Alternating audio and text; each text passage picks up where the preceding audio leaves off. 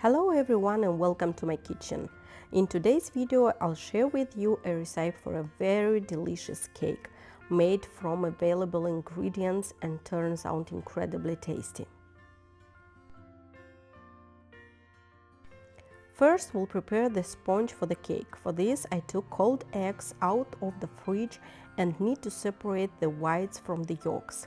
I will whip the whites and the yolks separately, so it is important to separate them carefully so that no yolk get into whites or they won't whip up as needed. The entire list of ingredients will be as always into the video description.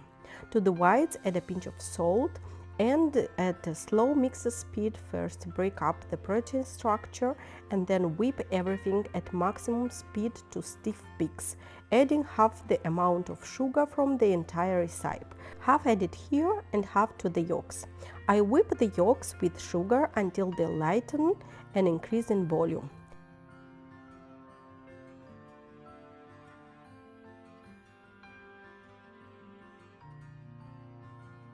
After that, I add cold water here and mix everything.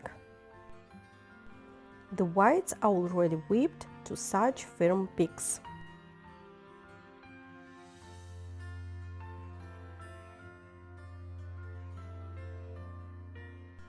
At a slow mixer speed, we introduce the yolks into a thin stream and just like this, we mix everything into a uniform mess. The mass should remain fluffy and airy.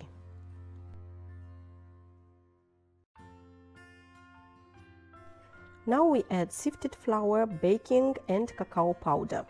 Everything must be sifted because cacao tends to clump.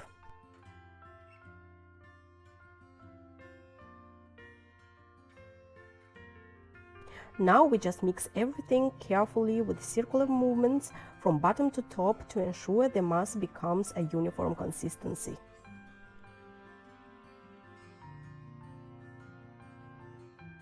I have already prepared the baking form.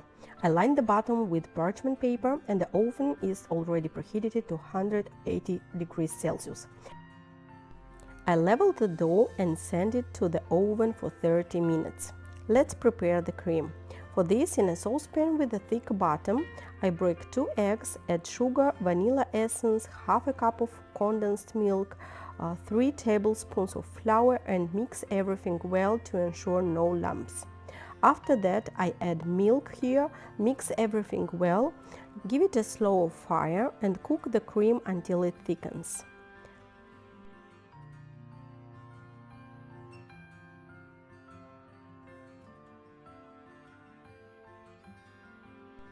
After that, I transfer the cream to another container, cover it with food wrap in contact so that no crust forms, and the cream also needs to cool down completely to room temperature.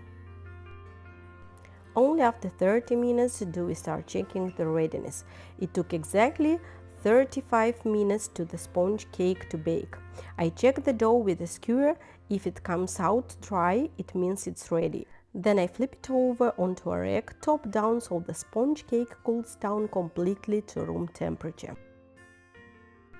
When the cooked base has completely cooled down, we proceed to further preparations. We will need a pack of butter. I took it out from the fridge in advance so that the butter would be at room temperature. And I start whipping the butter at maximum mixer speed until it lightens in mass.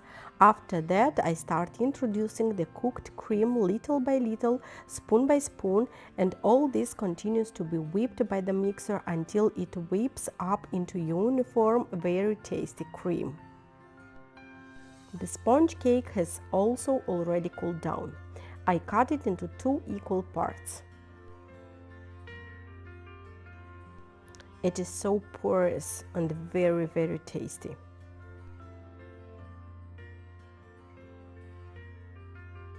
I warmed up a cup of milk, added a couple of tablespoons of sugar and soak both layers from the inside with this mixture.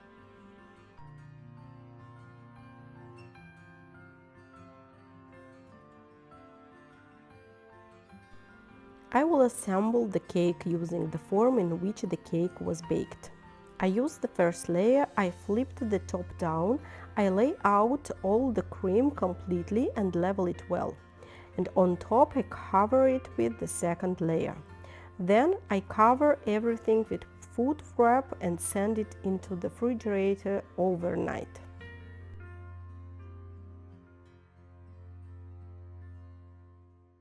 The next day I free everything from the ring, and this is how the cake turned out.